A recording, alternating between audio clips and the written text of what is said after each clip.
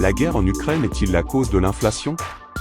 La guerre en Ukraine peut avoir un impact sur l'inflation, mais il est probablement plus complexe et indirect. La guerre peut entraîner une hausse des coûts des matières premières, des perturbations des chaînes d'approvisionnement et des investissements, ainsi qu'une baisse de la confiance des consommateurs et des investisseurs, qui peuvent tous contribuer à l'inflation. Par exemple, une baisse de la confiance des consommateurs peut entraîner une baisse de la demande de biens et de services, ce qui peut entraîner une baisse des prix.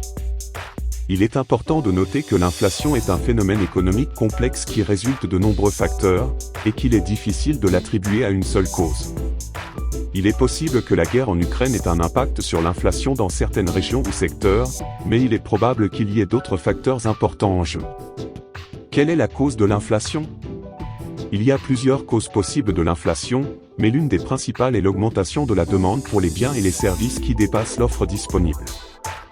Cela peut se produire lorsque les consommateurs disposent de plus d'argent à dépenser, ou lorsque les entreprises augmentent les prix pour compenser les coûts croissants des matières premières ou des salaires. Les politiques économiques, comme la politique monétaire et budgétaire, peuvent également contribuer à l'inflation. D'où vient l'inflation?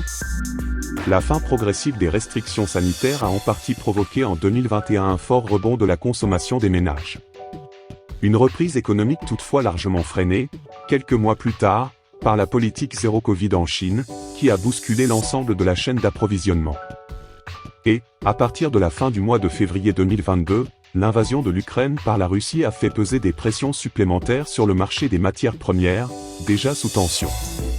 La forte hausse de l'inflation, un peu partout dans le monde, est due à une combinaison de plusieurs chocs économiques. Les problèmes d'approvisionnement causés par la Covid-19, les changements climatiques, les catastrophes naturelles, la rareté de la main-d'œuvre et les tensions géopolitiques ont diminué l'offre mondiale de plusieurs produits et services.